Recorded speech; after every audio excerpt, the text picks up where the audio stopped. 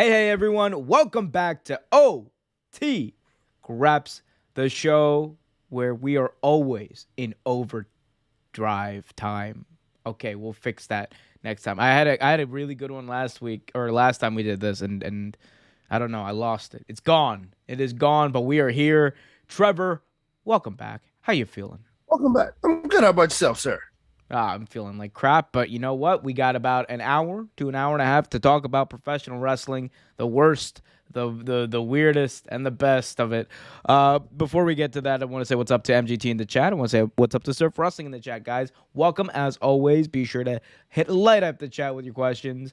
Be also sure to hit that like button, subscribe, hit that notification bell, and as always, give us your thoughts as we go and progress on the show. We got a lot to talk about today. We're going to be talking about Sasha Banks being released by WWE, the big news from last week. We also have even bigger news somehow. Vince McMahon might be done with WWE at some point in the near future. Insanity broke out last week. We'll talk about that story. And also, for those of you who forgot, AEW Forbidden Door is this Sunday, folks. There's so much going on, and as always, in the world of professional wrestling, and we're here to talk about it, ramble about it, and hopefully keep you entertained. But first, Trevor, I feel like we have some business to attest to, or to attend. I think we do. Good, sir. Yeah. I think we do. So we tried something a couple weeks ago that we enjoy. It's called Wrestling Icebreakers. Omer has no idea what I'm about to ask him, and next week I have no idea what he's about to ask me. So, my good sir, I thought about this one before. I had a good one last week, and then last week we didn't. So this is kind of from last week. So a good worker, a wrestler who's a great worker, but was not looked at as a good worker, pretty much was underestimated. So had a terrible gimmick. Name one of your favorites. Chad Gable. Chad, mother-loving Gable. I should have Chad is the one you go. Yeah, you can go anywhere with it. Honestly, yeah, I could go. Where do you want me to go? How about this? Where do you want me to go? You know what? Let's do this. Let's make it interesting. Let's in older wrestling. Let's say let's go back. Give me a year. Maybe Give me a year, and I'll give me a year. 04. 04 before. Mm-hmm. Okay. So here's the thing. The greatest, because this is kind of tough. Honestly, the 04 is kind of tough. Like, look, for me, the Chad Gable is just like a modern wrestler. Absolutely. It's just amazing. He's been given a crap gimmick every single time. To me, the person who was a great wrestler who was never given the proper chance to not prove his ability, because he did it year in, year out, day in, day out, came back from near death at the turn of the 1980s into the 1990s, came back bigger, badder, better than ever. The man, the Blackman, Steve Blackman. Yeah, I actually really liked Steve Blackman. I really did. The White Ninja. He didn't. The most notable thing he ever did was what was it? Head cheese. Head cheese. Yep. It was awful. Head cheese? Are you serious? Fire terrible. Vince McMahon right now. Fire Vince McMahon right too now. late. But no, I mean, no. Steve Blackman is like, he's look. Is he a good promo? No. Is he a decent promo? No. Is he a passable pro? No. But okay. Look, I can't defend. Look. In the ring, Steve Blackman is gold, but right. I cannot defend just his lack of charisma. Here's what I will say: Steve Blackman's lack of charisma, it goes so far that it's like so much charisma. Like you know how we talk about Austin Theory, like doesn't really have like much when we talk about in Blackman had a lot of charisma. No, he did. No. Don't get it twisted. No. Yeah, you're right. I'm sorry. Yeah, you're right. Okay. I'm not gonna. Yeah. You're right. Well, here's the thing. Here's the logic. His charisma was so off the scale, like is in low off on the scale, that it went all the way down and it went back up to 100. Like it is the blank. No one outside of maybe Linda McMahon and at WrestleMania X7 could give a blank stare like Steve Blackman and have it mean so much. True. That's true. By doing nothing, he did everything. He did. He definitely did. Like I like Steve Blackman. He was very gimmicky, but I liked him. I definitely did. MGT in the chat just asked, "Who is Steve Blackman?" Google it. The greatest professional wrestler of all time outside of Bryan Danielson. I wouldn't say all that, but definitely Google him. Yes, he was big in like the early 2000s and things like that. Definitely check him out. He was he did a lot of he was back when the hardcore championship mattered. He was a hardcore champion a couple times, but yeah, just check him out. MGT, you might enjoy him. I think who I'm gonna go for, and I'm not sure if he was not 04 or not. I believe he was, but I think who I'm gonna go for is probably Stasiak, Sean Stasiak. I definitely love to hate Stasiak. And his promos were absolutely awful.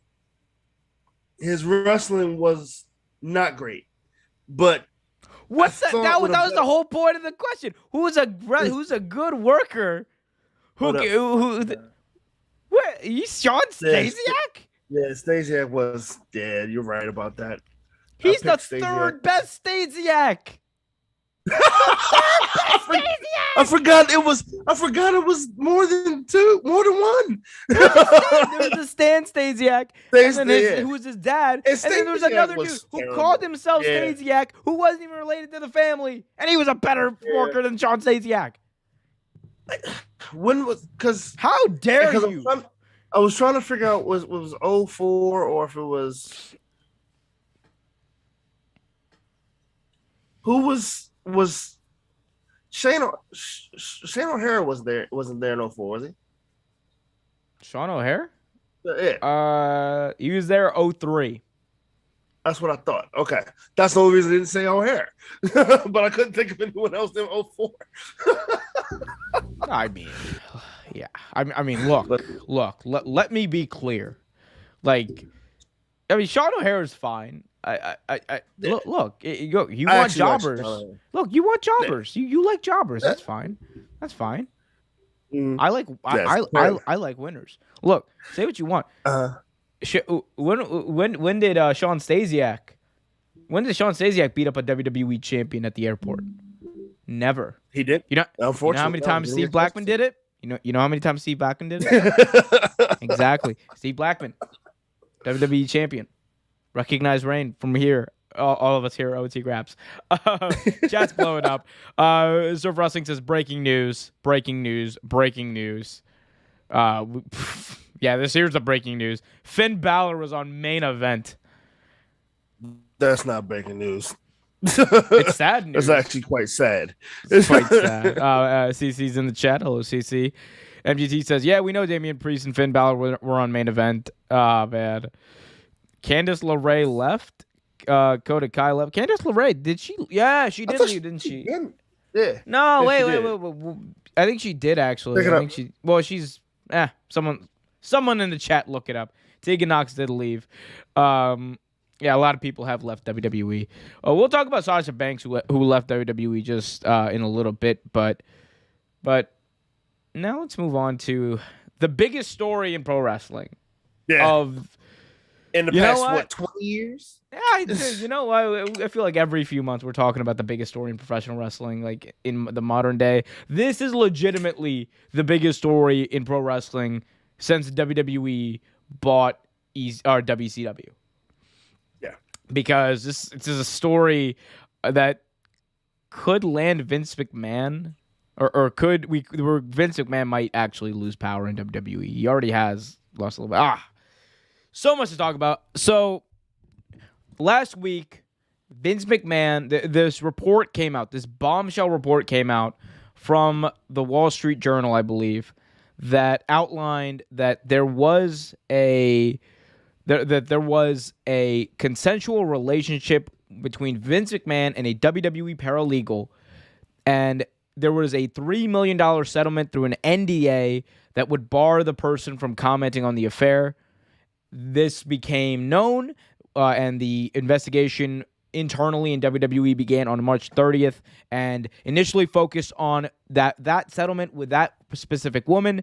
It has since expanded to multiple other NDA agreements involving potential misconduct allegations from McMahon, as well as now former head of talent relations in Johnny Ace, John Laurinaitis. John Laurinaitis is on a leave of absence, and Bruce Pritchard has been appointed as the interim VP of talent relations. I mean, there is so much to this, and we'll talk about the different parts of the story as they develop. I just want to start there. This report comes out, and there's also one other important note about this report is that there was apparently a friend of the person who Vince McMahon had this affair with, who said that her friend was, quote, tossed to John Laurinaitis like a toy. Take that how you will. Again, this investigation is ongoing. We don't know anything beyond what's being reported.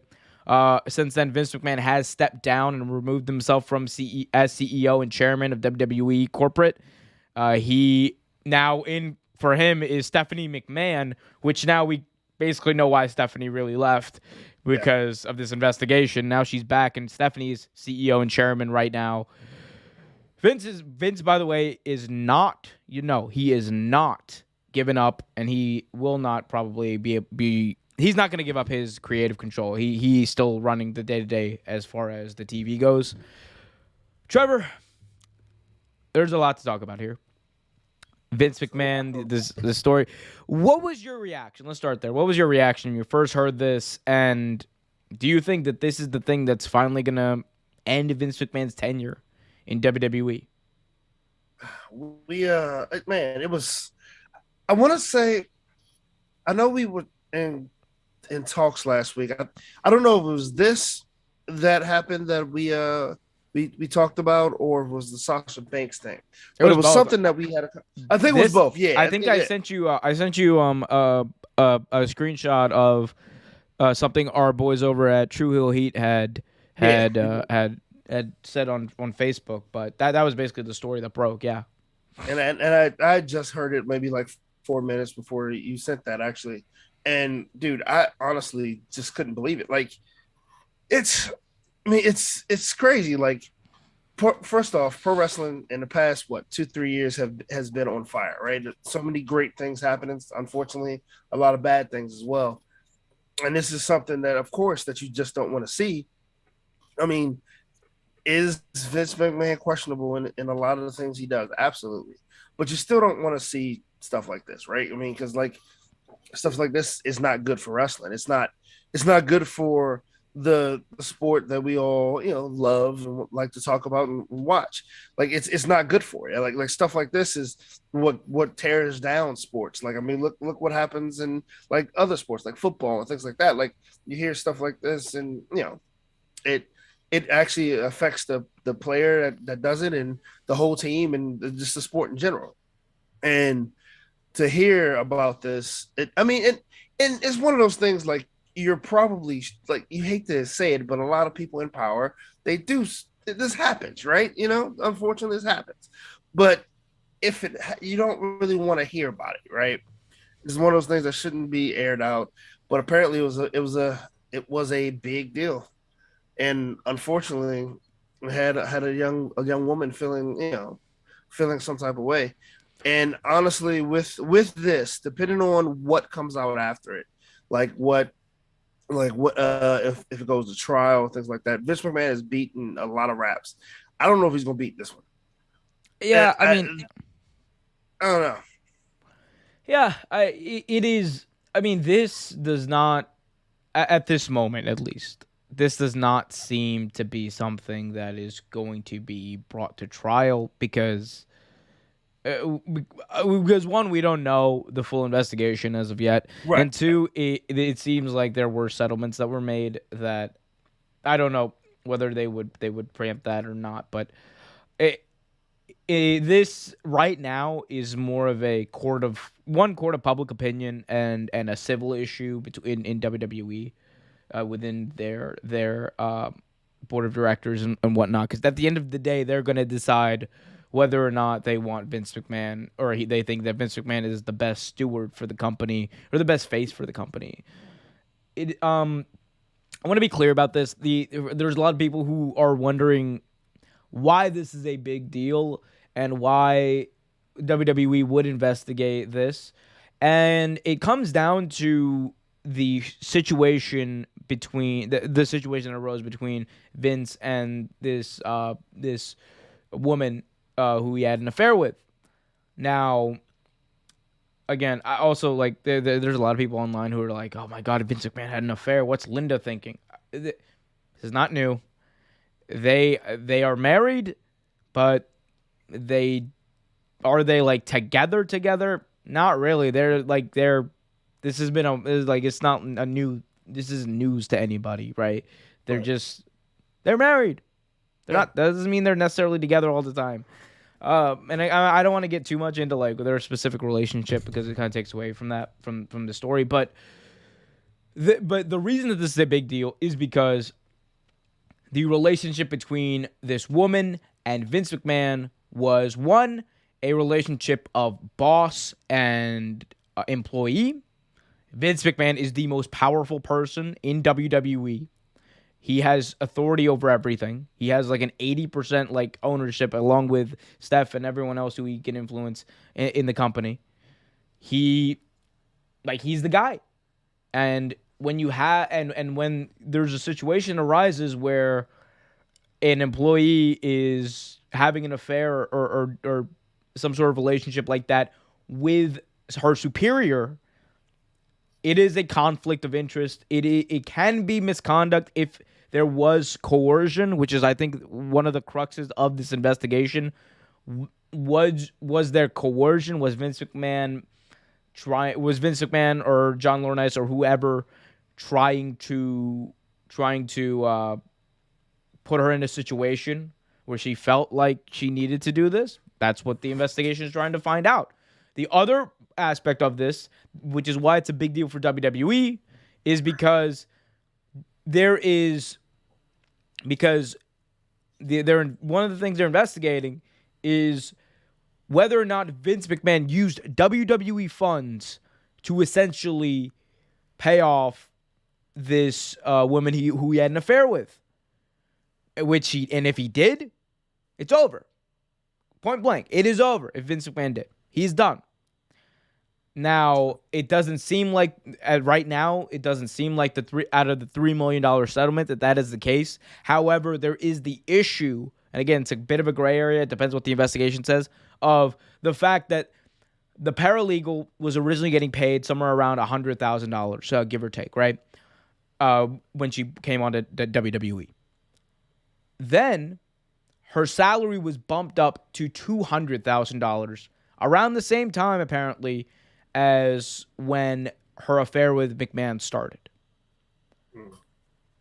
To WWE's board of directors, that could be considered a form of paying off. Right. And it's misconduct. It shouldn't have happened like that. That's why there's this hierarchical structure, and that's why you have HR and those types of things to stop these types of conflict of interest and whatnot from happening. But it is a crazy story, and there's a lot of people who say that, is this really going to bring Vince McMahon down?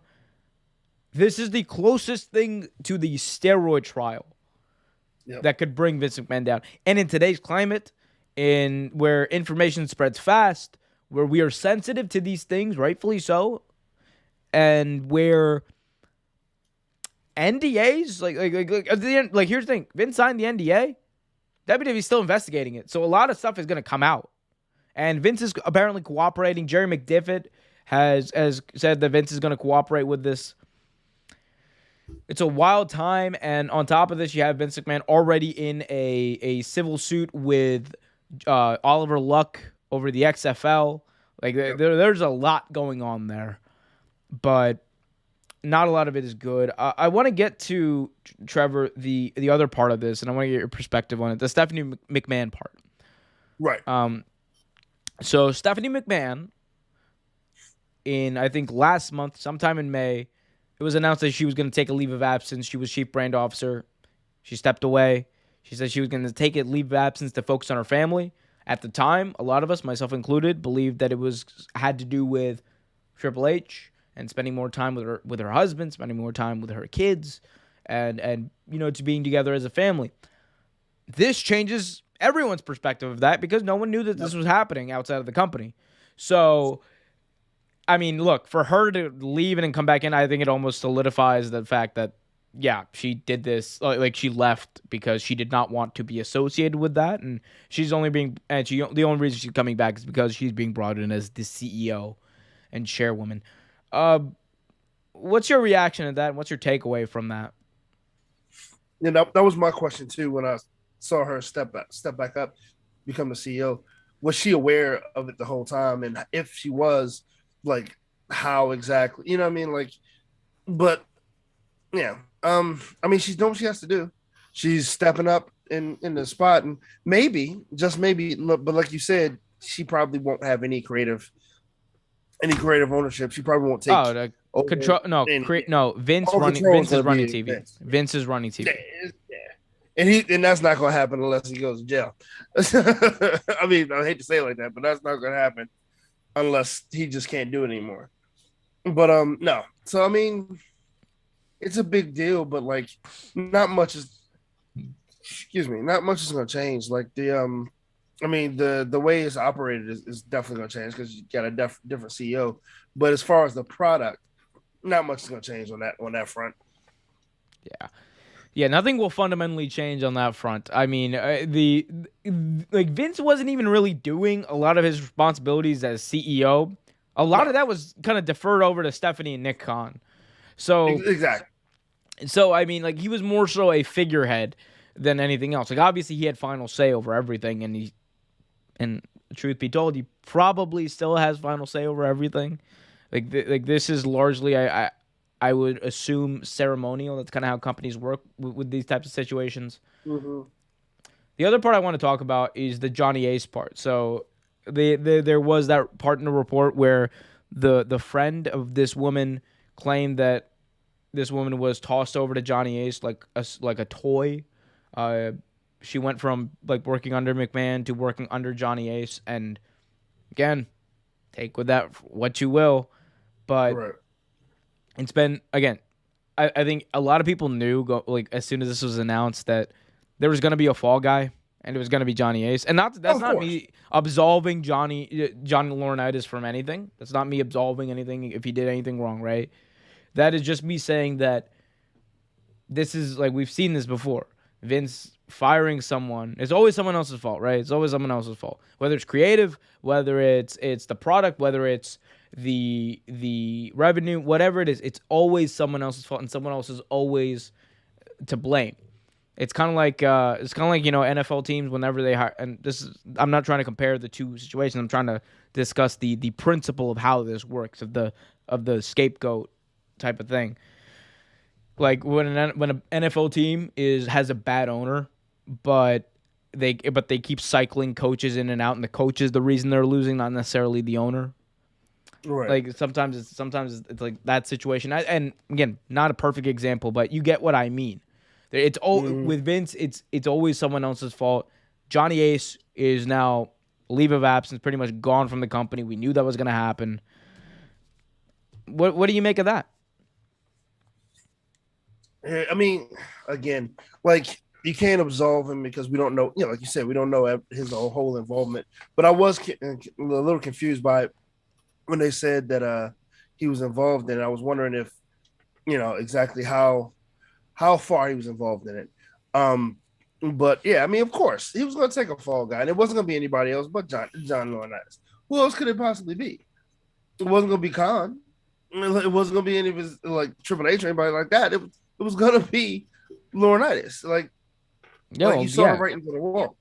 Yeah. It was nobody else. But I mean, of course, Vince McMahon's not gonna go down by himself. Like this, that's just how it is. It's not gonna happen that way. I mean, I hope more investigation comes out so we can, figure out more what's going on exactly and what Laurinaitis' involvement in it, was or is. But I mean, it's a sad situation altogether. Like it's just it. Like I said, it's bad for wrestling.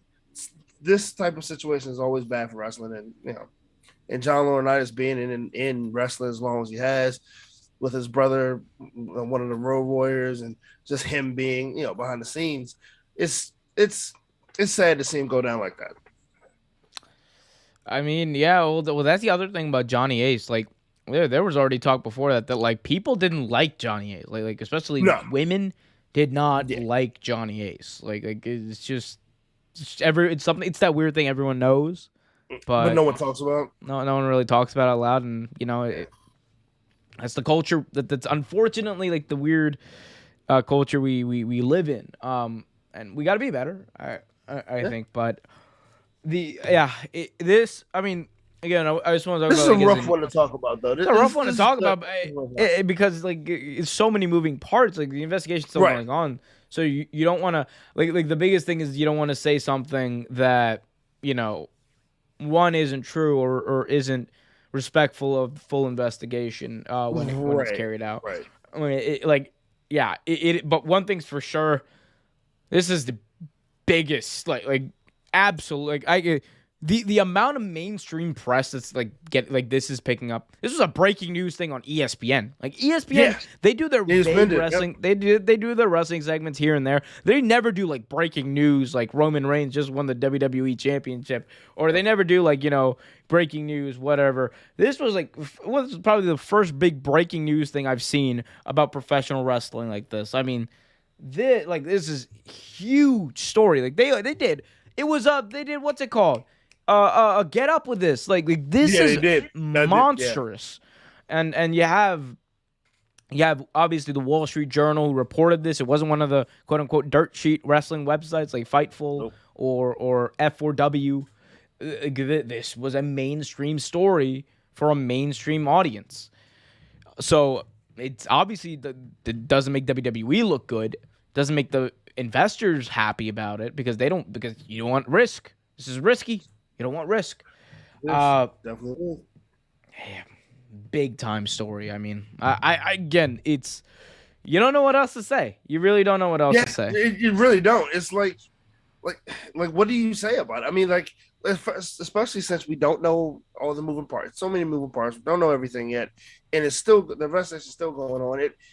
We probably will never know exactly what we need to know, but it's just it's a rough one, man. It's a hard one to talk about, and it's a huge slap in the face for WWE.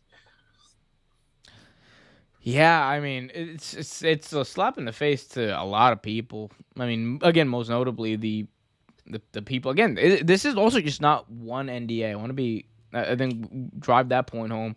It's not just one non-disclosure agreement. Like, there's apparently, I believe, up to 3 being investigated right now. Right. So we have a very long time, I think, before this is resolved one way or another. But it's a crazy time. It is an absolute insane time in pro wrestling when all this is going on. Yeah. Anything else on Vince McMahon? Man, I think we said enough. Have we though? Anything we possibly could say, man. Nope. All right. Cool. Has Shane made a statement yet? He doesn't need to. He's not part of the company. You're right. You're absolutely right. He's not. Yeah. He's chilling. He's just chilling. He's like, here come the Saudis. Here we go. I'm gonna get that Saudi blood money when they bring me back. His son just graduated high school, I believe.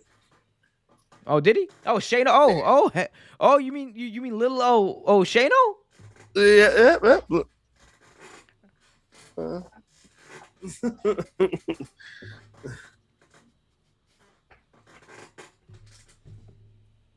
We have fun here. We got MGT in the chat saying, I don't think many people were that surprised when they heard about this because people knew Vince's past. Yeah, that's the other thing. Back in the Exactly. 90s, No there one was knew it. a referee who accused Vince of sexual assault. Like Yeah. this is, and again, that's not being overtly accused in this report, and I want to be clear about that. But that was a big thing that was really swept under the rug for a very long time. MGT says, I don't think and no one should feel bad that Johnny Ace is gone. Yeah, I mean, no one should feel bad about that for multiple reasons. Multiple Like reasons. multiple reasons. I mean, like that. Hey, Vince, look, I just brought in these divas for the diva search, and He's always been a piece of trash, yeah, unfortunately. yeah, Big Daddy Bella, That's Bryan Danielson's dad. Who? Big Daddy Bella? John Laurinaitis. You know that? That's his dad? This is his father-in-law. Oh, his in-law. Yeah, that's right. That's right. His father-in-law. That's right. Oh, Well, yeah. wait. Yeah, he's married to the Bella twins' mom. Oh, I didn't know that. Big I Daddy did Bella. not know that. Yeah, so they're related to the Road Warriors. It's a wrestling. That's a wrestling. Wrestling's a mess, isn't it? Just everybody. It is. It's a very what's the word? Incestual business. Like, although this is not Vince, Kentucky. Vince, I know Vince would want it to be Kentucky. Remember that segment? Like, remember that storyline he tried to book when Stephanie was that was nonny. Yeah, that was nonny. That was wrong. Yeah. What are you doing, step host? Anyway, guys, moving on. Let's talk about something that's a little more. I don't know how to. There is no way to. How do we transition. segue to this? You know. Sasha Banks is officially released from WWE. We know that now. Sasha Banks officially released from WWE. Trevor, this came after a report from Raj Giri. We know that Sasha Banks was not happy. Herself and Naomi have walked out of the company last month. They have not been seen since. And Sasha Banks was quietly released just the day after the news broke about Vince McMahon and this big bombshell story from the Wall Street Journal. But WWE have yet to really comment on it publicly. But sources have confirmed that Sasha Banks has been released. What do you think? Unfortunately, I kind of saw this coming. I kind of saw this coming. It's like, my sources tell me. Where are your sources? They're right here. Right here. No, like I find it interesting that Naomi didn't get released though. Oh yeah. Well, she's a May and she's a May and. I mean, she is awesome, but bring it to the. And also, she's married to Jey Uso. I'm sure he fought for her. I'm not gonna let you talk. I'm just gonna sing the song. I know you're just gonna sing. But no, I think that helped her a lot. I mean, the fact that he probably fought for her, and stood her ground. Which did it help her? Or did it hurt her? That's the other question. I don't know. I hope it helped her. I mean, keep her job, but in the long run, is it going to help her be on TV? Probably not. You know how WWE is. But where do you think she goes? Where does Sasha Banks go from here? Sasha Banks. A lot of people are on Twitter wanting her to go to AEW. Yeah. Sasha Banks should go to AEW, and she will finally fix the women's division. That's not what's gonna fix the women's division. That look. The talent is not the issue in the AEW division. They got talent, leaps and bounds of talent in the AEW. The women's division is not in the W. It's not marketed right. They're not marketing right. They're not. No, Tony Khan just can't. No. Let's be honest about it. Tony Khan can't book women's wrestling. I mean, we've said that how many times? I mean, he can't. It's obvious. He can't consistently book women's wrestling. That's just the truth. Yeah. What I say back is I said back at All Out, right? I said when Right. Ruby Soho made her debut in the as a Joker in the Casino Battle Royale at All Out 2021, I said that AEW here on out has zero excuses because Ruby Soho came in as a star. She's still being cheered. She still gets one of the biggest pops on the show. Nothing. They've done nothing. I get it. I got the whole the Owen Hart Cup. I get it. I get it, guys. You wanted Adam Cole, Britt Baker to be the couple that holds. Right. I get it. I get it. But at a certain point, they have done such a bad job booking this division that It's ridiculous. they had to you had to just get someone over.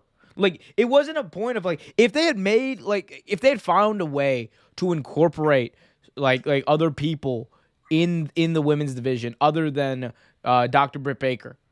Before that, I wouldn't have had a problem with Britt Baker winning because she's that damn good. The issue is they haven't showcased anyone else. Even Thunder Rosa, the AEW Women's World Champion, Is looking weak.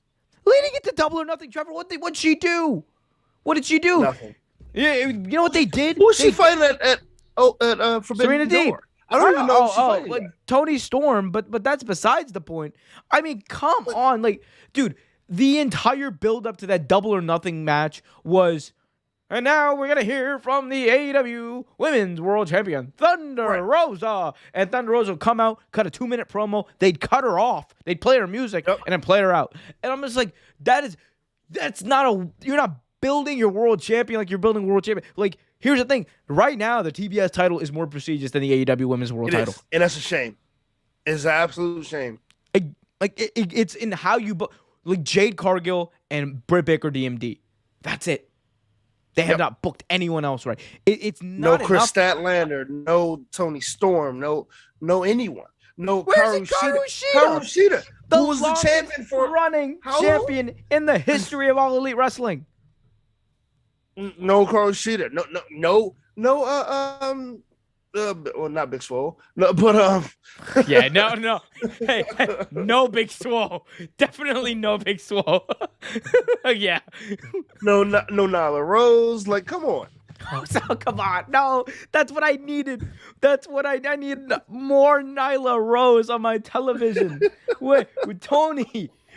The greatest, literally one of the greatest segments you've ever produced was Nyla Rose attacking Ruby Soho from right in front of her and being like, surprise, bitch.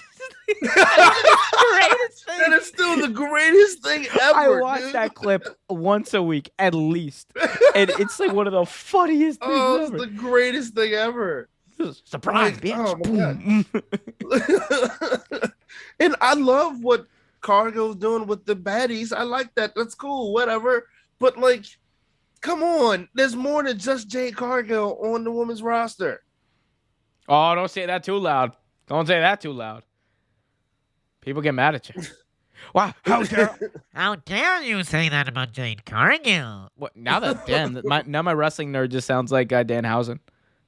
Yeah, it does. Hello. Interesting. Oh, yes, we shall team up with Hogan. I will get up all the monies. Well, no, you have a great top to bottom women's division that you don't do anything with. Oh, I mean, hey, just before Tim GT just owned you in the chat. So, Trevor, Naomi's married to Jimmy, not Jay. Yeah, my feelings were hurt. Mark, you don't even know. Yeah. And then he's Are you even a real fan? Did you know? Did you know? You even know that the Bella twins are actual twins, sir? No, I was not aware. Oh, look at you little noob. Anyway, continue. But yeah, I went on my rant. Or you continue. Yeah. So Sasha Banks. Sasha Banks. Anyway, I can see her surfing the Indies for a little while, but I mean, don't know what about Hollywood? You think she ends up going to Hollywood? She could definitely. Yeah, I mean, She's been in acting. You know, wasn't she on yeah, she was on the Mandalorian, if I'm not mistaken. Yeah. Yeah. Yeah. So I mean, I think she could go. She could go do acting. She could go like eventually she's gonna have to make that choice, right? She's gonna have to make the choice between acting and wrestling. I think that Sasha Banks though is well positioned enough that she can have a run where she does a little bit of both. But eventually, I think she's gonna switch to acting. She's just that damn good. Like, and look, here's the thing: what company's gonna be able to pay her the most, be able to have her on a lighter schedule, a more flexible schedule, and let her do the other thing that she wants to do? It's AEW. It's AEW. My biggest concern though is that Sasha Banks will not be booked well in AEW. No, And she won't be. And like that is that people want to say that oh my god what but AEW books no AEW books men's wrestling better than anyone in the world. Well. Very well. Better than anyone in the world. AEW booking women's wrestling is god awful because they have good matches sometimes, but the storylines aren't anything. They don't build it up to anything. There's no reason for them. Serena Deeb just stole the title and said, I'm going to win. And then Thunder Rosa just came out, gave 2-minute promos, and got cut off half the time. Like, that's not how you book a main event world title match. The main story that they, in women's wrestling, that they really focused on was when Britt Baker won the title. That was it. That was a big moment. And then after that, it was just... And they had a great feud with Britt Baker and Thunder Rosa, but other than that, like, it was that even a great feud? What'd they do? Do you remember? True. No, honestly, do you remember one Thunder Rosa Britt Baker promo? No, honestly, I don't. No. One of my favorite segments was the Ruby Soho Britt Baker segment going into AEW Grand Slam, like when Ruby Soho proved herself on the mic with Britt Baker. Yeah, she sure did. Amazing. They were allowed to do that. Like they were allowed to do that on I believe it was a live Rampage.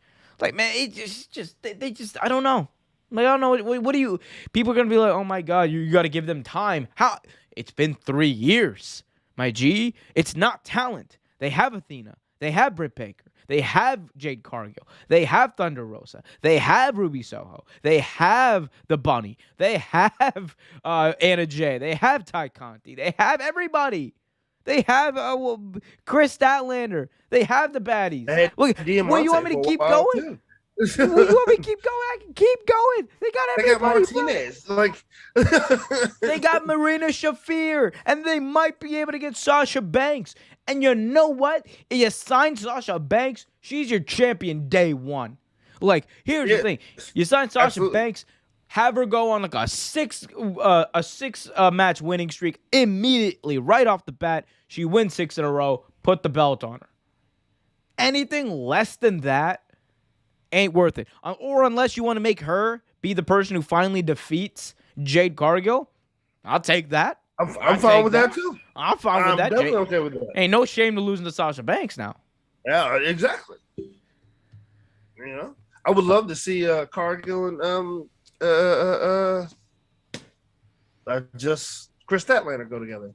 Like that would be a great match. Oh man, Chris Statlander got they gotta get Stat a win. Like, dude, this is ridiculous at this point. No. Understand what I'm saying? Not a title win, a win. No, just a win. Just a win. Like she hasn't won anything. A televised Dynamite win, like give something. She's Don't get me wrong. I love Ruby Soho, but she should have beat Ruby Soho. And the Owen Hart. But one thing we can all agree on is that Britt Baker should not have won that Owen Hart. Like, I'm sorry. I'm so sorry. Not at all. And like, here's the thing: it has nothing to do with Britt Baker DMD. It has everything to do with the fact that they don't showcase anybody else. Nope. They're incapable of showcasing anybody else. Sometimes they don't even showcase Britt Baker. That's how bad their booking is. Come on. Anyway, Sasha Banks, AEW. What are the chances she goes to AEW? If she does, how long before they mess it up? 3 months. Generous. You act like she's gonna be on TV in the for the first 3 months. True. She's probably gonna be on, like, Dark. Oh. You have a problem with Dark? I'll have you know. Platinum Max Caster made a name for himself on Dark. Scissor me, daddy! Oh my god, that was so funny. I love that gimmick. I do too, actually. I really do. Anyway, it's ridiculous. MGT in the chat says if Sasha Banks ends up in AEW, she should be given the Roman Reigns type treatment. Booking, you can build a whole women's roster around. Yeah, I would agree. You can. You know why? She's the best technical wrestler in she's the best technical women's wrestler in the world. That much is 100% true. Yeah, that is 100% true. Like, no, there's no one in the ring who's better than Sasha Banks. Like, maybe Hikaru Shida, from what I've seen. Maybe Hikaru. And so, like there's a class of, like, Serena Deeb's really good too, but, like, Hikaru Shida is, like, she doesn't get the respect she deserves. I don't know if she's necessarily technical, but Eva Lee she can throw in there too. Yeah. You know, I mean, like, you know, like, you could also throw in, you know, like, Mandy Rose. Yeah. Good. Maybe. Good. You'd be stupid, but you could. Yeah, you can throw it in. Yeah. It's like, all right, look at Summer Rae, the greatest. JBL, throwback to JBL, being like, haha, Summer Rae, one of the best technical wrestlers on the women's roster, Michael. No, not at all. We're actually talking about women wrestling. Actually, wrestle. Do you remember, like, the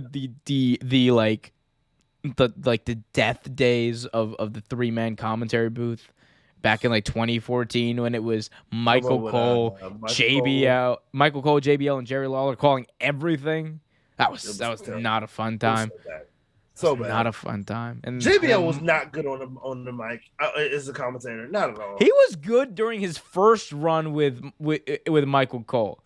Like, I have fond memory of him, like, Matt Hardy, the man from North Kakalaki, Michael. He had some good ones. He did, but like, that next run was, like, pretty bad. Like, it was. Yeah. That's what. Like, JBL be the WWE universe. That booing, they're having fun. Michael, I'm from Texas.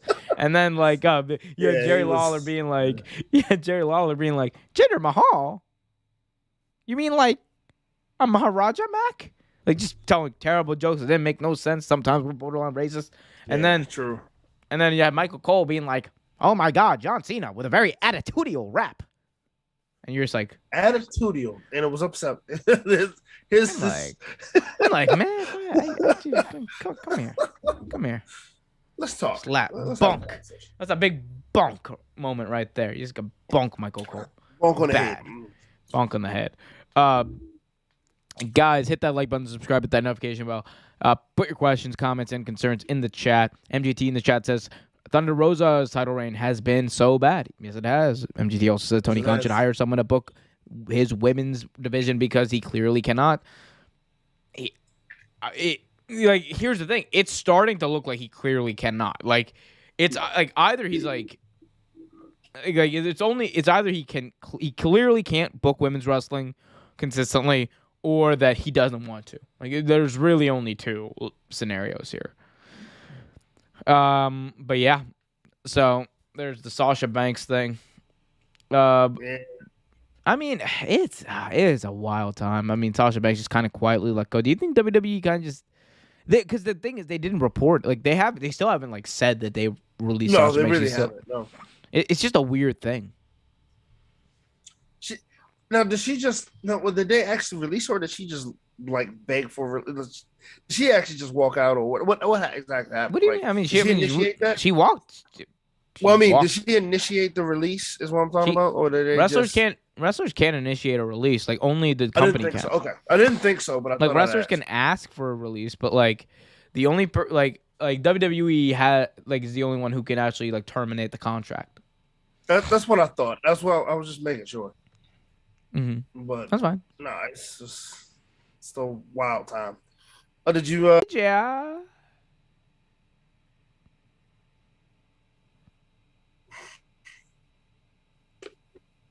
You're making. Paige, yeah. I'm Paige here. Yeah, no, we talked about Paige here. We talked about Paige here. I mean, like, I gave my thoughts on it. I think, like, I think there's multiple routes you could go. Paige could go wrestle I think it would be awesome to see if she, like, went back and wrestled in England for a Yeah. while. Because I talked about how the COVID, like one of the biggest wrestling casualties of COVID was the British wrestling scene. Like it was so hot from like 2014 to 2019 to 2020. It was such a hot scene, and like you saw like these great names like Drew Galloway remade himself and was one of the people who really helped revitalize British wrestling. Zack Sabre Jr. was coming up in that time. Will Ospreay was coming up in that time. Like it was just an amazing time in pro wrestling. Pac, and now it's had a hard time recovering. The one person who could really make a big impact in helping British wrestling right now is Paige. Sahara Knight, whatever her name's going to be on the indies. Because she's going to wrestle. Let me be clear. Paige wants to wrestle. It's not she has been doing what she needs to be doing. She's got that surgery. She's ready. The only company that would even like think about like maybe not letting her wrestle was AEW, because AEW will probably have her do like some checks, and that's the biggest question mark. But outside of that, every company's gonna let Paige wrestle. Like they're because money. And yeah, I mean, like, don't be surprised. I think her first match is probably going to be back home in her parents' company. So we'll see what happens. But what did you think about that? Like, that's another thing kind of just came out of nowhere. But, like, I mean, her contract expiring. So, yeah. You know what? I was wondering what her status was, because I follow her on Twitter, and I noticed that she was talking about getting back in the ring for months, actually, at this point. And you stopped seeing her on TV on WWE. She stopped being vocal on anything related to WWE for a while. So I was wondering what she was doing, but I figured that itch will come back, and she wanted to get back in that ring. But it, like you said, it makes sense to me if she goes back to her parents' company for a little while, you know. But it'll be fun to see her back in the ring. She's one of my favorite women wrestlers. Paige, yeah. What are you looking at? Paige, yeah. Paige, yeah. Paige, yeah. I love that meme so much. I'm so sorry. I love that meme so much. Yeah, we'll see what happens. Trevor, moving on. Last segment. AEW Forbidden Door. AEW Forbidden Door is this weekend. How the hell did that happen? I don't know, because I really didn't realize it.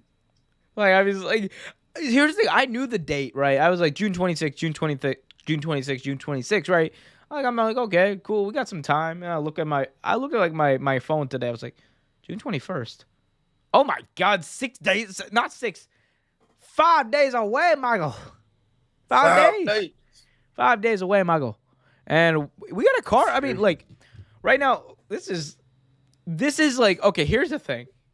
Dynamite's tomorrow night. So you're listening to this or you're watching this afterwards.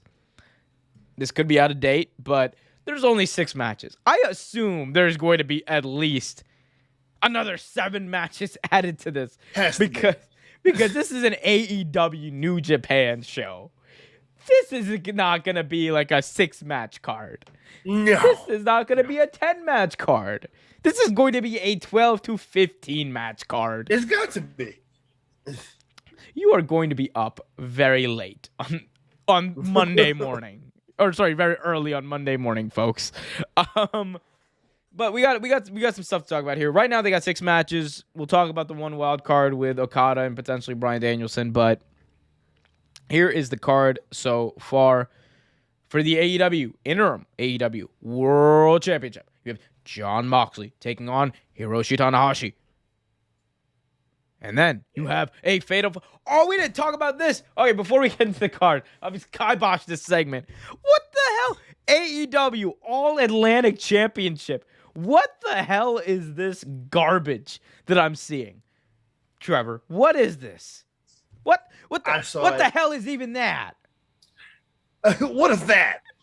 I saw it. And I'm like, what? Yeah, I couldn't fathom it. It didn't make sense to me at all. Like, All Atlantic champ. Why? Trevor. I mean, of all of the things that are wrong. First of all, an unannounced championship. Right. Like they were just like, shit, everyone gets a title, right? It was one of those things. On top of that, Trevor, it's called the All Atlantic title, right? Yep. Right? All Atlantic, right? What does All Atlantic mean? You know, like Atlantic Ocean. You know, you're touching the Atlantic Ocean. Okay, cool. Okay, that could be cool. Whatever. I let that go. Trevor, the Japanese and Chinese flag are on this title. Yep. None of those 2 countries touch the Atlantic Ocean. What is this? I saw the belt. I heard the belt, and then I was like, okay, that's not too bad. Does and then Tony I saw Khan the belt not on a map? and I'm looking. I was like, wait, China? Why? All Atlantic. What do you mean, bro? I knew China was like building China's building like those islands, right? I didn't know they were building those islands in the Atlantic. They're not that we know of. No, but apparently, New Japan. Apparently, AEW knows something that we don't. Apparently, like okay. Here's the thing. I got no problem. I have zero issue. Right? I have zero issue with them adding another title if it makes sense. One, this doesn't make sense. My biggest issue is the name and like branding. Like this is legitimately Tony Khan was just like, we gotta come up with a new title. This is something Vince McMahon would do, by the way. It is. It's gonna be. It screams Vince McMahon. It's gonna be all Atlantic, and we're gonna have China. Mr. McMahon, that's not in the. We're gonna book it that way. China's part of the Atlantic now. That kayfabe canon, AEW canon. China is in the Atlantic Ocean. Apparently. What is this? What the hell? Like, I'm so like. I understand. Like a lot of people are more mad about the fact that AEW is adding another singles title. They could fit this in there as like a special. I'm okay with that. Here's the thing: if the gimmick of the title was like only people from the Atlantic Ocean, right, whose countries are touching the Atlantic Ocean, something gimmick is like that would be like there's logic, I guess, behind that. What? Don't call it the All Atlantic. Just call it the All World. Or I don't know. Call it something other than the All Atlantic. All Atlantic. You mean what the hell? The All Atlantic, Pacific, Indian, Arctic. What is? No. Damn it. No. Someone get Tony Khan a map. Someone get Tony Khan a map. Like, seriously, this is like, what the hell? He's drunk with power at this point. Juggernaut in the chat said the title looks like a women's belt. That's not even. I don't even care about that. Look, the title looks fine. I like the title. Like, I don't. The fact that it's named something dumb. The concept of this title is dumb. All Atlantic title being defended at a New Japan show. What the hell is even that? On there. You saw that. China's on there, so it's the Asian country is on it. It's fine. China's on there, Japan's on there. Like, what is this? Like the flags they chose to. I'm just like, what the hell? Okay, America, Canada, China, like England, Italy. Like, bro, like, does he? Can Tony Khan read?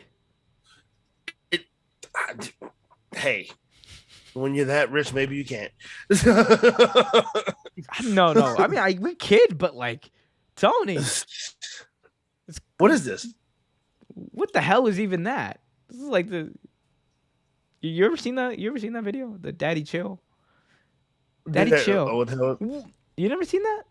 I think I have. I don't know. So when he crashes the house party and the dad's like really mad, and the guy goes, "Daddy, chill," and the dad's Oh, like, "What yeah, the I've seen hell this. is even that?"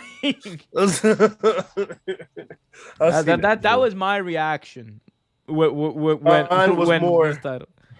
Mine was more four-letter words that I can't say on air. Anyway, I mean, this is just like. By the way, okay, yeah, of all more, you want to get more pissed off about this?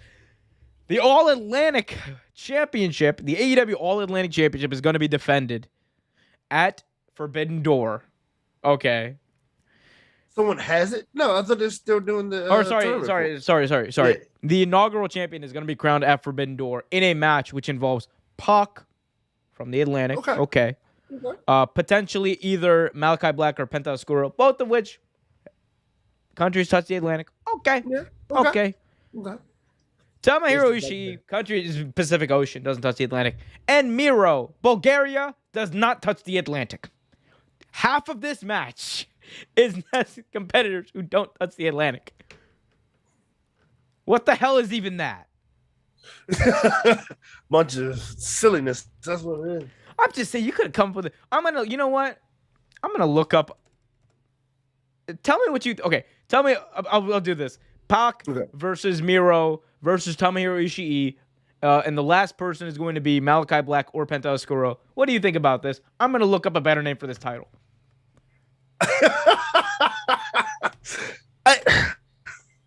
It's a great match, but it's for a belt that has a really dumb name. The name doesn't make sense. Like I said before, I'm okay with the title. The name needs work. Oh, by the way, what's up, Juggernaut? Good to see you, buddy. Like, that's just doesn't make sense. I got some names here. The Cosmopolitan Championship. Why the Cosmopolitan? It's better than Why the Atlantic. Atlantic? There you go. I'll see. You're dumb and raise you dumber. The all world. Okay. You don't want all world because you have a world. Okay, fine. Yeah. The multinational championship. The transnational championship. That's Boom. better too. Boom! I just fixed you. Pay me, Tony. That's Khan. way better. That's actually way better. The international championship. Just say the international title. The worldwide title? The large-scale title? So I get it. You don't want to be a European championship like WWE. I get that. You don't want that. Okay, cool. Call it something like you said, like all international champion. The continental title. Yeah. The winner gets free continental breakfast at every participating hotel. Come on, like they got the planetary title. You can do that. WWE is Universal Planetary. Man. I don't know why. It's wild. It's wild. This website has Catholic as a synonym for intercontinental. That is not true. I guess those two things are not okay. The multicultural title, the omnipresent championship, the common title, the widespread title, the all-inclusive championship. I like that. I like that one too. The cosmic title. That would be actually cool. That'd probably be a dumb name too, but it'd be cool. The ubiquitous title. The transoceanic title. The offshore title. That makes just as sense as the Atlantic Championship. The beach title. The tidal wave. The beach title. I'm coming. All of the names I've The only mentioned, person that can hold it is Orange Cassidy. all of the names that I just mentioned are better than the damn Atlantic title. What the hell is even that? They should be ashamed of themselves. Hey man, the honeymoon phase with AEW is over. Oh, it is open season on criticizing that company. You know it. Sheesh. Oh my god, it's wild how like quickly that happened. It was just like I feel like Revolution happened, and everybody was just like, "Man, F AEW." Right. Gosh, you know what it was. You know what the real like turning point was that really like where AEW lost a lot of good faith, and Tony Khan specifically lost a lot of good faith was that Big Swole thing. Like Yeah, I was people, going to say, it was the whole Big you know, Swole thing. Yeah. people like minimize it. He lost a lot of goodwill, like as a booker, as a promoter when that went down. Now, do you think that could be the downfall? Or do you think it was that big that it could be? Downfall of what, the company? Dog. Yeah. He got Daddy chill. He got money. He got money. I know he does. He got money. I'm just he got a I'm TV just asking deal. questions. He got you asking who said that? I'm just asking questions. I'm not good. You went your inner Alex Jones. Look, I'm just asking questions. Why is there fluoride in water? I mean, but like, yeah, I mean, nah, I mean, he's got TV deal, got TV ratings, he's got money, he's got Daddy, he's got the Jaguars, he's got so many matches just to announce for AEW Forbidden Door live this Sunday from where the hell is it? The United Center. I was just there. I should know. Anyway, let's run through this card real quick. Pac versus Miro versus Tomohiro Ishii versus either Malachi Black or Penta Oscuro. Who walks away as the inaugural AEW All Atlantic Champion, and who do you want to see walk away with it? I have a feeling they're gonna give it to Miro. God has forsaken him. God has forsaken him.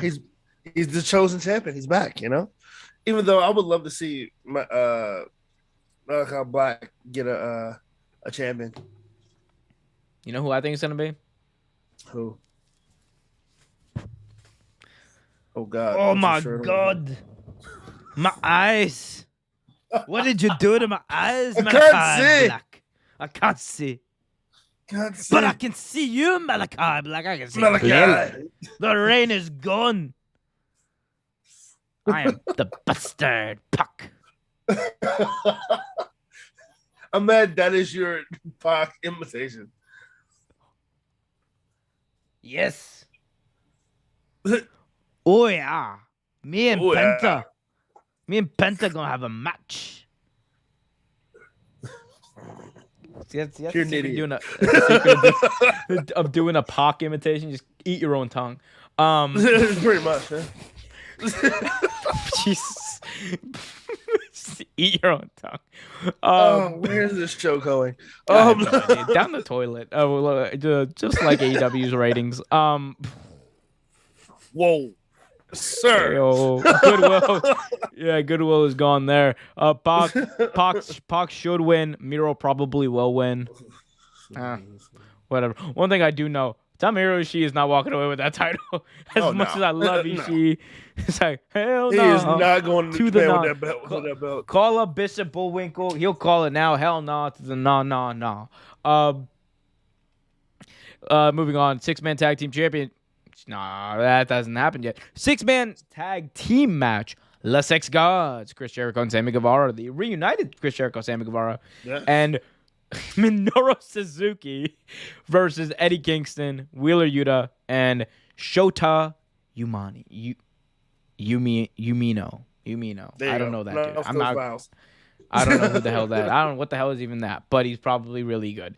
He's in this match. What do you think here, man? 6-man tag team match. I'm gonna say Eddie Kingston and Wheeler Yuta. Wheeler Yuta. You know what, man? It should be, it should be Eddie Kingston. I want it to be Minoru Suzuki. I want Minoru Suzuki. Yeah. I love Minoru Suzuki. Like I am a mark when he won the TV title for ROH. I was like, I called it. Like I was on Ango's show and I called it. I was just like, yes, get the boyhood dream. The boyhood dream of this 55-year-old man has come true. The young buck, the blue collar. He still moves really well in that ring. It's incredible to me. You remember that match he had with Samoa Joe where they literally just slapped each other for like 20 minutes? And I enjoyed every second. Yo, Samoa Joe's chest was purple. It was. And I didn't know Samoa can turn purple. Yo, I could not believe that Minoru Suzuki was like he was bleeding and he was just like, oh, okay, more. Buddy, okay, come on. go slap. Like he's like, okay, yeah, come on, let's do more, buddy. Like, what a great match. Moving on, we have Will Ospreay defending his IWGP United States Heavyweight Championship against Orange Cassidy. I was shocked by this one too. I'm happy and shocked all at the same time. All right, who do you That's think's gonna my man, fresh to squeeze. You know. Who do you think's gonna win? Of course, Will Ospreay. Will Ospreay. Yeah, pretty much. I would love to. I love to say Orange Cassidy, but I like both guys. But I would love to say Orange Cassidy, but no, Will Ospreay. Thunder Rosa, Toni Storm for the AEW Women's World Championship. It should be Thunder Rosa. Thunder Rosa. Raw. Is that your imitation of her music? Yeah, I can sing anyone's song. Yeah, name a wrestler. I'll sing their song right now. Name a wrestler. All right, name a wrestler. Vader. You know what's funny? You want to know something hilarious? Whenever Vader's music comes on, I don't hear the music. I've only ever heard Vader. You want to know what I hear when Vader comes out? No. I'm Vader. You Vader guy. Or remember when Vader lost his mask in the Attitude Era? He's like, I'm just fat. I'm just a fat piece of shit. I was like, what? Who made you say this? What, Vader? What is this? That's what I hear. So that is, so you asked me, Vader's theme? Vader theme. Yeah, that's what I hear. It's time. Vader time. That's what he's saying. It's just he's just screaming it though. If you had asked me, well, what do you hear when Pac comes out? You know what I hear whenever Pac comes out? I can't see. Oh, I can't see. Malachi Black, you blinded me. I used to be Neville. Look at my ears. This show is one of those shows. Okay, hey guys, we apologize for absolutely. We don't know where this is going. For absolutely nothing. If Juggernaut said I sound like Shrek, that makes sense. Well, that makes sense. That means I'm doing something wrong. No, I'm definitely doing it wrong. Neville is not Scottish. He's Northern England. He's Northern England. That's right. But he's not Scottish. Anyway. For some reason, I thought he was Scottish. I don't know why I thought he was. Nope. Nope. All right, moving on. Thunder Rosa versus Toni Storm. Who wins? Thunder Rosa. I hope. Yeah, it's gonna be Thunder Rosa, isn't it? They're not gonna change the title on this card. One title that they could change though is the Ring of Honor and IWGP Tag Team Championships 3-way winner take all match for the Ring of Honor and IWGP World Tag Team Championships. You have the ROH Tag Team Champions FTR versus the United Empire, Great O'Khan and Jeff Cobb, who are the reigning IWGP Championship, versus Roppongi. Yeah, Roppongi Vice. Roppongi Vice. It's really nice. I got some ice. Something thrice. Bice. On Roppongi Vice. There you go.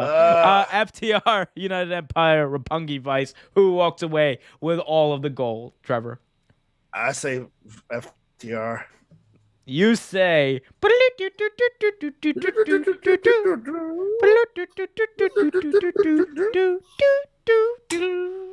You say them. I say Roppongi. It's really nice. I got some ice. Something thrice.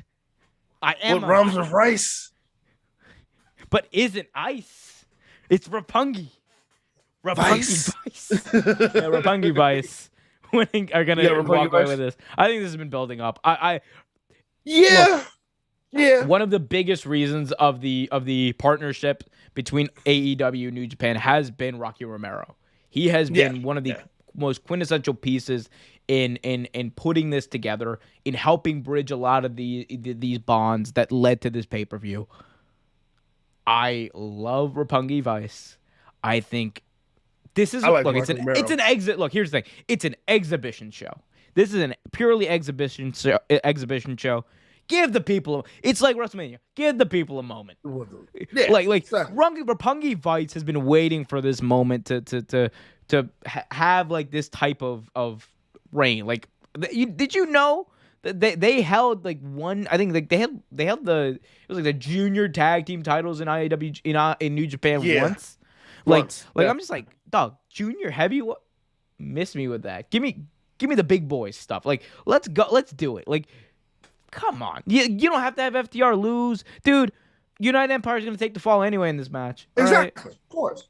Like, come on. Like, let's do it. And then you could have FTR and United Empire do a little feud afterward. Like, whatever. Roppongi Vice. It's really nice. I mean, I like Roppongi Vice. I just picked FTR because I like them too. But they got no mice. They got no mice. But they like rice. They like rice. Someone give them a slice. Roppongi Vice. Yeah, it's Roppongi Vice. Thank you. Lastly, another title that is guaranteed to change hands is the AEW Interim World Championship. The AEW Interim World Championship. Jon Moxley takes on Hiroshi Tanahashi. The dream match of all dream matches, except for one that we're going to talk about in just a second. Moxley versus Tanahashi. It's been rumored for a long time. Moxley has wanted this for a long time, and the promo that he cut last Wednesday on Dynamite kind of really showed why. It's the match. Who wins, and why is Jon Moxley going to be the new AEW Interim World Champion? Because it's going to happen. Tanahashi's not going to win it, unfortunately. No, it's going to be Jon Moxley. Yeah, MGT in the chat says, guys, to be honest, I don't care about Forbidden Door. I can understand why. I should care because they haven't. You know why? I can completely understand. They didn't market it at all. They didn't book anything, man. Like I get it. No, it's only a big 6 matches. They get this is 6 matches, and like the biggest one is Moxley Tanahashi. I get it. Okada needs to be on this card. The Young Bucks need to be on this card. The Young Bucks need to be on this card. Where's Baby? Baby. Yeah, because when he's supposed to fight, somebody. Where's Sling Blade? Sling Blade. Jay White. Where's Jay White? Where's Jay really White? Yeah, exactly. Where's the IWGP World Champion? Where has my wrestling gone? Yeah, it's gonna be Jon Moxley. Yeah, it's gonna be Jon Moxley. It's gonna be Jon Moxley. It's gonna be interesting to see what they do after that. All right. Well, one more thing. One more. Bryan Danielson going to address the AEW universe on. I can't believe I just called it that. Bryan Danielson is going to address the AEW fans this Wednesday night on AEW Dynamite about his status for Forbidden Door. This is almost guaranteeing a confrontation of some kind. It's only 2 names that this could be. 2 names people want it to be. One of them is Okada. The other one, though, Zack Sabre Jr. That'd be a great one. That'd be an absolute great one. I like either one of those. Ooh, I'm gonna have a very exciting night if it's Zack Sabre Jr. versus Bryan Danielson. Oh, absolutely. You're gonna mark out like you always do. Oh yeah. Filthy mark. You got nothing to add? Really? I just gave you two dream matches, and you're just like, I called you filthy mark. Like milk. Oh, actually, it's tacos. But anyway, but yeah, this either one of those. See that. Tubs. It's gonna be either one would be a great match. Honestly, I would love to see Sabre. Honestly, that'd be my choice, my pick out of those two. But either one, as long as Brian is on the match list there, I don't care. Lance Dominguez in the chat says, "Am I the only one? Sorry, am I the inky? He means only. Am I the only I know. one who doesn't like John Moxley? He's so cringe, or he is cringe. Um, Huh? yeah, I mean, you might be, Yeah. but I mean, you don't like him, you don't like him. It's Yeah. like it's whatever. Like you can, Yeah, you're allowed not to like wrestling characters. Yeah, like you are I- are and I entitled can. to your opinion, good sir. I mean, to me, he's just such a good promo. Like, he's just Yeah, he so really is. good. He's just so And good. especially if you watch what he came up from, like I've watched his career most of my life, like from being cutting people open with rotary saws and the CZW. And What's a rotary saw? well, you know the little saw blades. Well, it's actually rotary saw blades. What? So You cut someone open with that?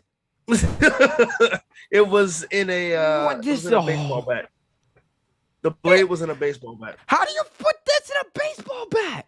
They put the blade. So someone put the blade in a baseball bat. How do Trust you put a saw in a bat? Remember when I told you some of those death matches, people would bring weapons, or they would make weapons. So you're telling me a fan? It was in a plastic baseball bat.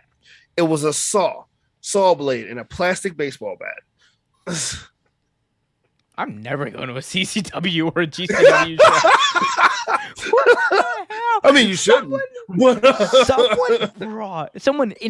Someone invented a baseball bat rotary saw. Someone invented this device, brought it to a match, and John Moxley. He wasn't the only one. That doesn't make it right. No, it doesn't. Put a. Yeah, you'd be surprised what those fans came in there with a board with like 16 nails glued to it. I'll be goddamn. The saw and a bat. I thought I'd heard everything.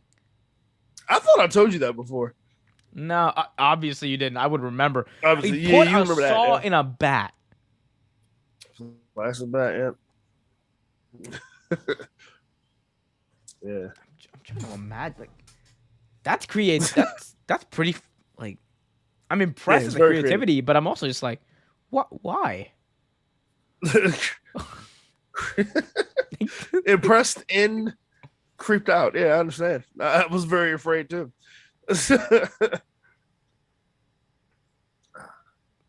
What else can you put in this Yeah. bat? Okay, well, you let us know in the chat what else you can put in the bat, guys. Yeah, plastic baseball bat. What else you would think? Put it in a plastic. We're heading down the home stretch. Trevor, what are you liking in wrestling right now? I'm liking a lot of things, and I told myself last week I was going to say this to you, just because we go back and forth being obnoxious to each other, and it was a crime of injustice a couple weeks ago when the greatest indie wrestler had to give up his belts because he hurt himself. It's because of all these marks. All these marks hate the great Matt Cardona, and he had to relinquish his belt because they suck. Don't be jealous of Matty. No, it's not about jealousy. Man. No one should be jealous of a jobber. The issue here is that Matt Cardona can't cut it. That's the thing. He can't cut it. Look, he wants to be the greatest indie wrestler in the world. Dog, not even close. Not even close to the greatest in the sabotage happened, and this is what happens to the great Matt. Sabotage. Sabotage. I mean, make excuses. Well, make excuses. All the interference. All the best frauds in make GCW. excuses. Make it. Yeah. All the interference in GCW. They don't like Matt Cardona. The fans, they pelt him with things. This is just an inside job. This is the GCW screw job, as he called it, and now he got hurt. Matt, well wishes. Get well soon so you can be the rightful owner of your titles again, please. Thank you. Look, yeah, Matt, get well soon, and job like you've been doing for most of your career. Like that's what he's used to. Like, look what happens when Matt Cardona. Who does Matt Cardona beat? All right, he goes, oh yeah, I beat Joey Trevor Janela. Murdoch and Joey Janela. Come on, oh my God, like what do you? Wait, Joey Janela. He's beat Nick Gage. The dude who set his foot on fire. Okay, buddy.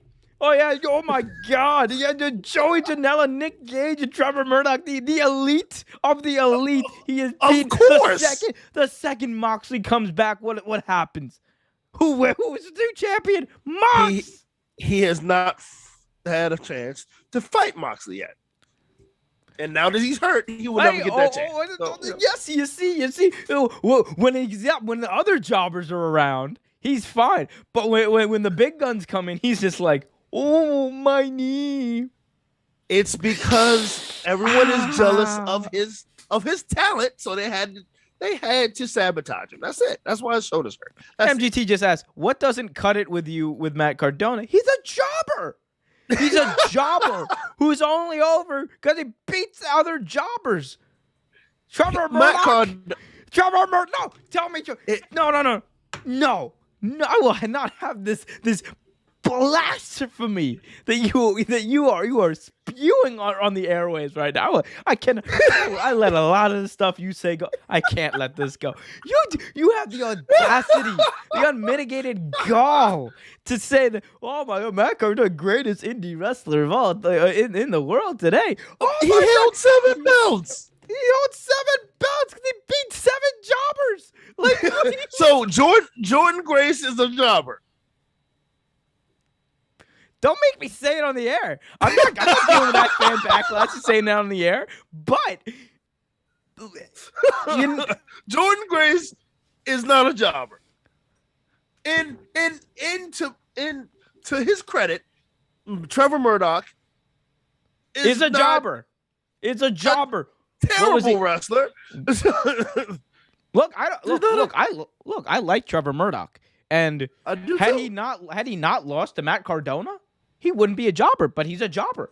Like that's just what it is. Like he is a jobber. Is Danhausen so eloquently put? The Pumpkin Man had to put another person in to hold Matt Cardona's belt till he comes back. So he picked Trevor Murdoch. NWA, what an organization! Said Trevor. They like Billy Corgan. They like Trevor Murdoch's reign so much. They said, "All right, we gotta put the belt back on him. Strap a rocket ship to Trevor Murdoch, the future of this business, kid." That's no offense. Like, okay, all seriousness, no offense to Trevor Murdoch or. Of course. Actually, you know what? No, only no offense to Trevor Murdoch. To everything I just said. Only no. Of course. I stand by everything else. I stand by everything else. He said, oh, he beat 7 champions. He beat 7 jobbers. Hey, look. Just because he is as great as he is does not mean they're jobbers. He invented a title. No, I will not. He invented a title. Did. To get over yes, he did. He did invent a title. Oh, you know what? I'm gonna invent it. I'll invent a title too, buddy. You want a title? I invent a title. Give me 4 seconds. We just invented like 7 earlier. Give me 4 seconds. Go. We just invented like 7 earlier. It's this type of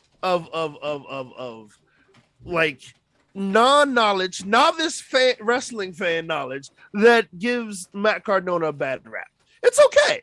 If you don't understand the greatness that is Matt Cardona, it's fine. Look. Oh, keep going. Keep going. The title's in creation right now. We're creating this title. Are you creating the title now? Okay, fine. But you have to defend this title. I'll defend this title. Against any jabroni, including Matt Cardona. Look at this. Boom. Look at that. You guys see that? The real take title. It's there. All its glory. Look at this. Look at that. Still worth more than any title Matt Cardona's ever held. That is bogus, and you know it. What? The 10 pounds of gold means the 10 pounds of gold. You want to go through the list of the champions of the 10 pounds of gold? Oh, the Mike DiBiase's of the world. Not Ted. Not Ted. The 10 pounds of gold is an important, prestigious belt. You know that. Maybe not in the past 10 years, but still. Oh, buddy. Oh, you remember NWA wrestling from Hollywood? Oh, I remember that when Billy Smith was the NWA World Champion. It was a sad day for the 10 pounds of gold. Then. It was a sad 50 years for the 10 pounds of gold. I'll tell you that. It's a prestigious 10 pounds of gold. It's prestigious. It was prestigious when Matt Cardona held it. That's what he brought the prestige back. He brought it back, right? How many people watched him do it? How many people were in attendance for that show? It's not about quantity. There are more people watching. There are legitimately more people watching us now than were in attendance for that show. It's not about quantity. It's about quality. And you know that. Yeah, both of them are pretty shit. MGT says Matt Cardona is no longer a jobber no more. Yes, he is. MGT, we understand each other. He's not a jobber. This jabroni just doesn't understand greatness. That's what it is. It's okay. What do you mean I don't understand greatness? You know what's greatness, buddy? You know what's greatness? What's greatness, right? Bryan Danielson, that's greatness. CM Punk, is greatness. That's greatness. They are greatness. You want greatness. Kenny Omega, they are greatness. But you can throw Matt Cardona in the greatest indie champions right now. He's one of the greatest indie wrestlers right now. He can't hold a candle to Colin Delaney. I stand by that. Boom. That's the show. Now, that folks. would be I'm going to be honest. That would be a hell of a match. That would be a hell of a match. No, it wouldn't. Would love to see. Because Delaney would steamroll Cardona. Steamroll. I honestly would love to see Delaney and Never lost. I think that would be a good Never match. lost. Hey, it don't matter. Never lost. Never lost. It's okay. It's okay. Anyone that wants to be a member of the Matt Cardona fan club, I'm of applications. Yeah, if you want to be a part of the Woo Woo Woo Jabroni fan club, hit up Trevortainment at Trevortainment on Twitter at TREVERTAINMENT. You really got to change that Twitter handle, buddy. I do. That's a mouthful. Again, you don't recognize greatness. You know what I do? Yeah, okay. If that's greatness, you know what I do?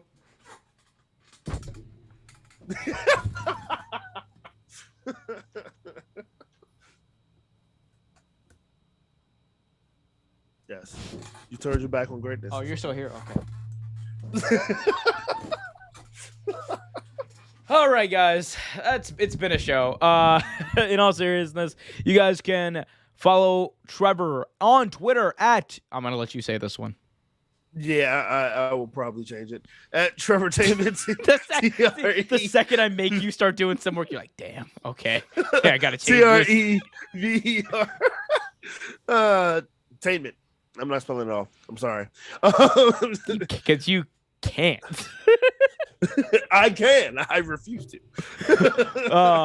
You can also follow me on Twitter at OMERQ Show. You can also follow Real Take Sports on Twitter at Real Take Sports, youtube.com/Real Take Wrestling, OT Graps, wherever you find it. And MGT in the chat is going to close us out here. It says, I was born for greatness. Yes. I am not Matt Cardona. Until next time, everybody, be happy, be healthy. We'll see you.